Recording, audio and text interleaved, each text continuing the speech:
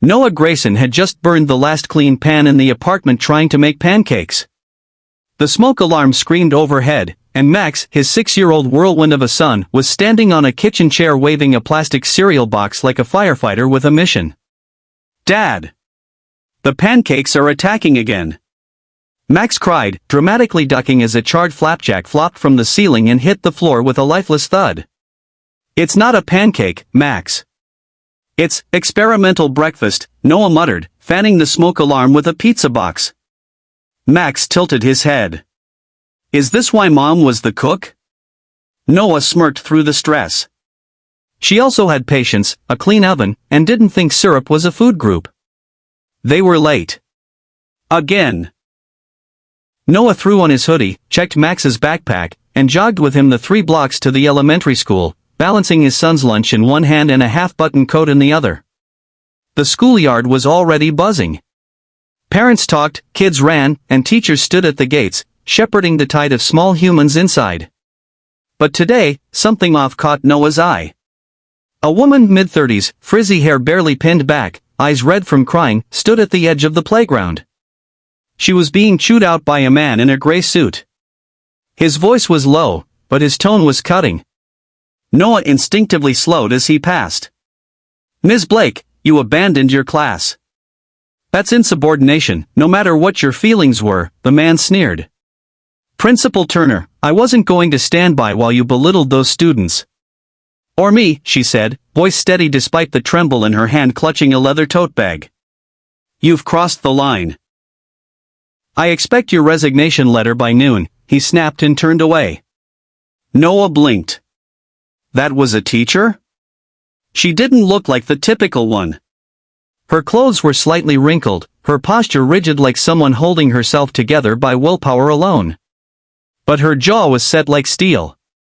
Claire Blake turned and walked down the sidewalk with calm defiance, though the way she clutched the strap of her tote gave away the storm beneath her composed exterior. Noah stared after her. "Daddy?" Max tugged his sleeve. "Why did that man look mean?" "He's probably not having a good day," Noah said carefully. "But she looked like she just made the right kind of trouble." Max squinted. "Is she a superhero?" Noah smiled faintly. "Maybe." Later that afternoon, with Max at a friend's birthday party and 2 hours free before his next carpentry gig, Noah headed to the grocery store to grab a few essentials. His budget allowed for eggs, milk, and one of those tiny, dented peanut butter jars. He didn't expect fate to stage its next scene near the canned goods aisle. "Max," a familiar voice exclaimed. Noah turned, there she was. Claire, the superhero teacher, standing in sneakers and jeans, brows raised. "He's at a party," Noah replied, a little surprised. "You remember him?" "Hard to forget someone who compared me to a wizard during show and tell," she smiled. Just then, Max's juice box, one Noah had stuck in the shopping bag, tumbled out. The bag collapsed. Several cans of beans rolled off the shelf, crashing dramatically onto the ground, and one directly onto Claire's foot. She jumped. "Ow!" Noah panicked. "Oh God, I'm so sorry." Claire laughed. Actually laughed. "You sure know how to make an entrance." He bent to gather the cans. "Can I buy you an ice pack? Maybe a helmet?" She grinned. "Maybe just a conversation." They ended up talking by the coffee machine in the corner of the store, sitting on stools meant for employees. It felt strangely natural. Claire sipped from a foam cup. "You know, today was officially the worst and best day of my life." "Because you were fired?" "Technically, I quit before the firing hit my inbox." "But yes." Noah tilted his head.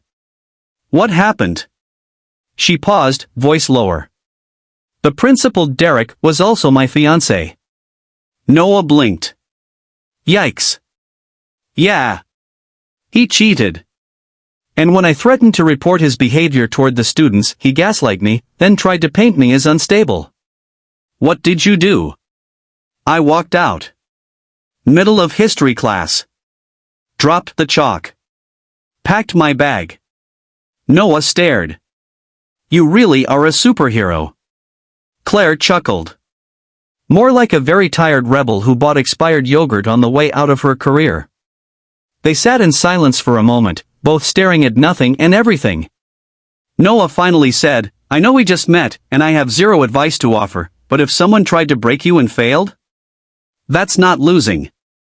That's surviving. She looked at him, surprised by the sincerity. Noah, she said softly. Thanks. For what? For seeing me. Even when I feel invisible.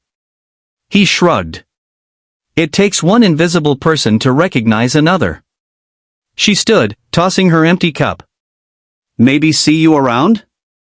I'd like that. As she walked away, Noah didn't realize he was smiling. Something about her messy, brilliant, wounded, stayed with him. A storm and sunlight wrapped in one. And he had no idea that this accidental meeting was the beginning of a story that would rewrite both their lives. Forever. Noah stood on a rusted ladder, trying to screw in a new light fixture for the Martinez family's hallway ceiling. His right shoulder ached from yesterday's plumbing disaster, and his stomach reminded him that breakfast had been a half-eaten granola bar Max dropped on the floor. Work was slow. Bills weren't. Still, it felt good to do something with his hands, something useful. Something solid. His phone buzzed in his back pocket. He almost ignored it. Claire Blake. Text message, hey, weird question. Do you fix fridges? He stared. They hadn't talked since that grocery store coffee encounter 5 days ago. But her name on his screen did something weird to his chest. He texted back. I fix whatever needs fixing. Is yours breathing its last? She replied instantly. It's huffing like it ran a marathon. Milk turned into cheese overnight. He chuckled. I'll be there after 6. By 6:15 p.m., Noah stood outside Claire's modest apartment on the second floor of an old brick building. Her door opened before he knocked. She wore pajama pants, an oversized hoodie with the sleeves pushed up, and a pencil tucked behind her ear.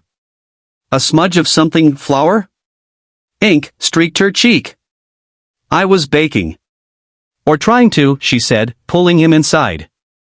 The apartment was cluttered but warm. Books on every surface. A half-knitted scarf in a basket. A burning candle that smelled like cinnamon and nerves. The fridge groaned in the corner, clearly protesting its duties. I've met quieter tractors, Noah said, walking over and opening his toolbox. Don't mock him. He's old and trying his best, she grinned. As he tinkered with the compressor, she hovered, pouring 2 glasses of iced tea. I used to be the queen of fixing things, she said suddenly. Sewing buttons, replacing faucets, even rewiring my grandma's busted radio. He smiled. And then? Then I started letting someone else do all the fixing. Derek, she added, her tone flattening. Turns out, he preferred I stayed unfixable. Easier to manipulate that way. Noah paused, looked up at her. You don't seem like someone who can be broken. I wasn't. Not entirely. But I was chipped enough to start believing I was. The room fell into a gentle quiet, the kind that felt earned. Noah wiped his hands.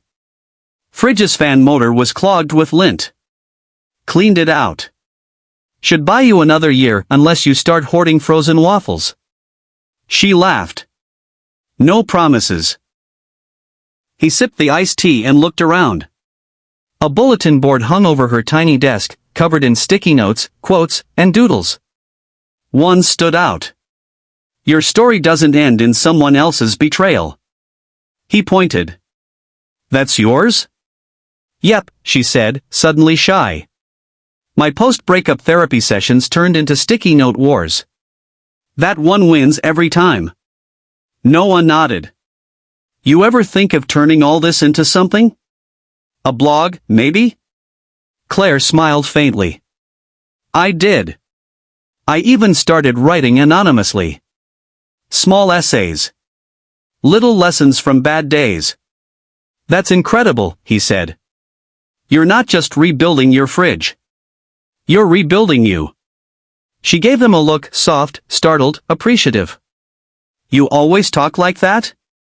He shrugged. Being a dad teaches you to speak in life metaphors. Especially when explaining taxes to a 6-year-old using gummy bears. Claire laughed again, freely this time. Then, impulsively, she said, "Come over for dinner tomorrow? I cook better than your pancakes. And I owe you a meal." He hesitated. She misread it. It's okay if not. I get it. No, I'd like that, he replied. Just surprised anyone would voluntarily invite the guy who once exploded a can of chili in a microwave. She raised an eyebrow. Story time tomorrow? He grinned. Deal. Later that night, Claire sat cross-legged on her couch, scrolling through her phone. She reread her own message thread with Noah, smiling despite herself. He was kind. Funny. Real. But more than that, he didn't look at her like she was broken glass. He looked at her like she was something still worth building. She glanced at her computer. The blog draft still blinked, untitled. She typed. Sometimes healing walks in wearing a work shirt and a tired smile. And it doesn't ask for explanations, it just listens while you fix a fridge and find your voice again. Meanwhile, in his apartment, Noah sat on the couch while Max drew mustaches on the newspaper faces with a crayon. Did she say thank you? Max asked. She did. Did she give you cookies? Not yet. Max looked up. I like her. Noah blinked. You met her once. Yeah, Max said. But she looks like she knows how to fix hearts. Noah stared at his son. Then whispered, I think she might. And for the first time in a long time, hope didn't feel far-fetched. It felt like maybe, just maybe, it lived 2 blocks away with sticky notes, cinnamon candles, and a woman rediscovering her strength. Dinner at Claire's apartment was nothing like Noah expected. It wasn't romantic music, mood lighting, or anything carefully planned. It was chili, properly cooked this time, and garlic bread a little too crispy. Max sat cross-legged at the low coffee table, loudly slurping from a plastic superhero cup while talking about dinosaurs. Claire wore a hoodie that read "Be kind," or "Be quiet," and her hair was messier than usual. It was perfect. Did you know that T-Rex can high-five? Max asked mid-bite. Claire blinked. Why not? 2 short arms. Max burst out laughing, slapping his own tiny arms against his sides. Claire howled. That is tragic. Noah grinned, watching them with something tugging at his heart. Comfort. Normalcy. Like life had clicked into a strange, beautiful puzzle piece he never knew he was missing. After Max fell asleep watching Finding Nemo, Noah helped Claire clean up. He handed her a dish towel, and their hands touched. Just briefly. But long enough for Claire to freeze. And suddenly, a different memory flashed in her mind. She was back in Derek's office. You're lucky I'm still letting you teach, Derek had hissed, slamming a folder down. No one else would deal with your emotional swings, Claire. Don't forget that. She had stood silent then, suffocating beneath the weight of doubt. Back in the present, she dropped the towel, stepping back instinctively. Sorry, she mumbled, turning away. Noah picked up on it. Did I do something? She forced a smile. No. Just nerves. You don't have to fake brave around me, Claire, he said gently. I'd been broken, too. We can limp through the healing part together, if you're okay with that. She blinked, startled again by his honesty. You don't ask questions like most people. Let's just say I've had more nights with leftover takeout and crying toddlers than dinner parties and small talk. She stared at him. You keep surprising me. I've been told I'm an acquired taste, he said with a lopsided grin. They sat on the couch, side by side. Silence stretched, not uncomfortable, but vulnerable. Then Claire stood up abruptly and went to her bookshelf. She returned with a thin blue folder. I wasn't going to show you this, she said. But after what you said last time, I think you should see it. Inside were printed emails, notes, even a timeline typed and highlighted. It was a personal report she had begun compiling before leaving her job. Details of what she saw: favoritism, emotional abuse, falsified student evaluations, and Derek's manipulation woven through it all. I was going to send it to the school board, she said. But I panicked. I told myself no one would believe me. Noah looked at the documents, slowly flipping through.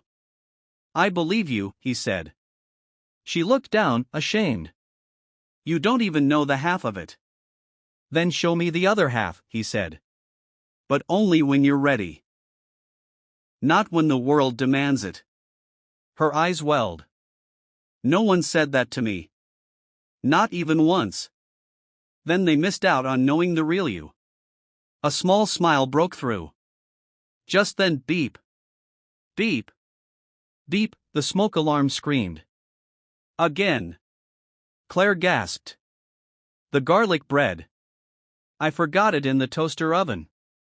They scrambled to the kitchen, coughing, waving dish towels at the detector while Max stirred groggily from the couch. Are the dinosaurs on fire? He mumbled. Claire burst into laughter even through the smoke. Noah grabbed the tray, now filled with what looked like carbonized fossils. So, dinner round 2? Maybe next time you cook, she joked, her face flushed with embarrassment and amusement. After they aired out the place and got Max back to sleep, Claire walked Noah to the door. The hallway light flickered overhead. Neither wanted to say goodnight. I don't know what's happening between us, Claire whispered.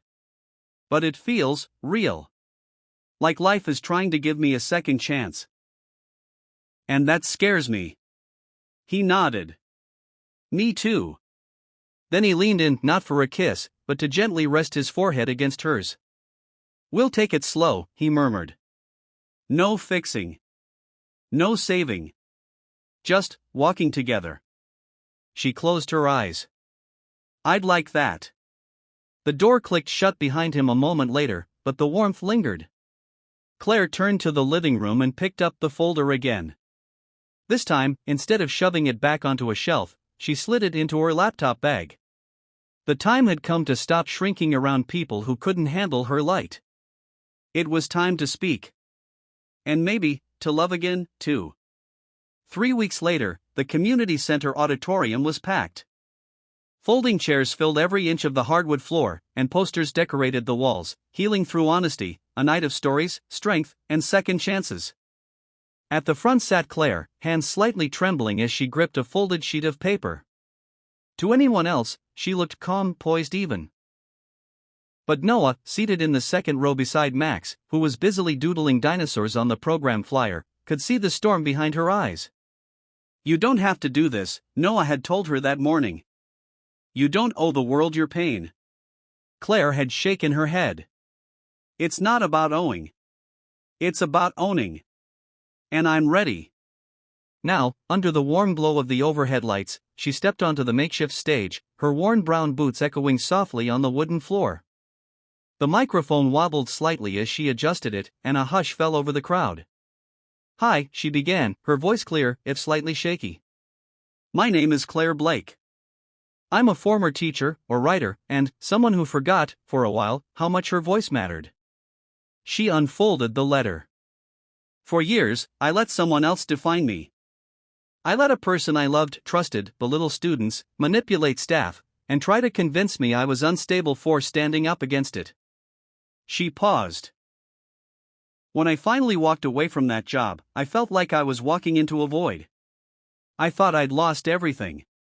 But then, I ran into a kid who spilled juice on my shoes. And his dad, who accidentally hit me with a can of beans. A ripple of laughter broke the silence. Noah smiled, pride flickering in his eyes. Claire continued. That small, clumsy moment gave me a sliver of hope. It led to conversations, healing, and eventually, the courage to dig up a report I was too afraid to send. She held up the folder. Today, I delivered this finally to the school board, fully signed, with supporting statements from other staff. And I'm proud to say, they're investigating. Properly. And publicly. Applause filled the room. Not thunderous, but respectful. Empowered. Claire smiled faintly. I didn't do this alone.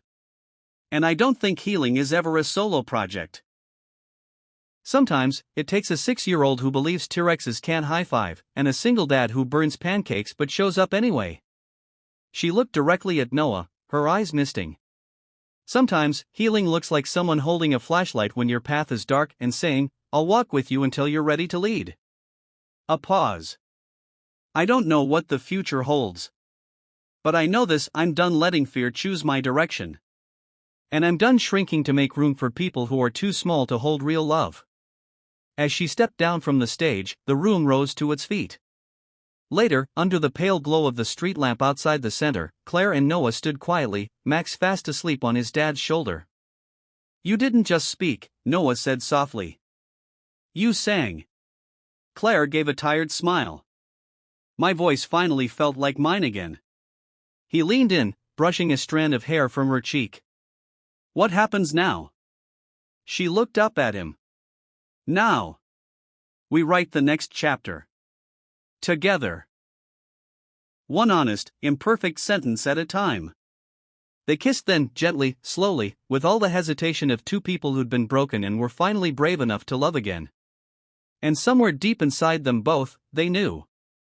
This wasn't just a story of healing. It was the beginning of a whole new life. Storytelling and beyond. Like, share, and subscribe for more heartwarming, real-life inspired stories that restore your faith in people and in love.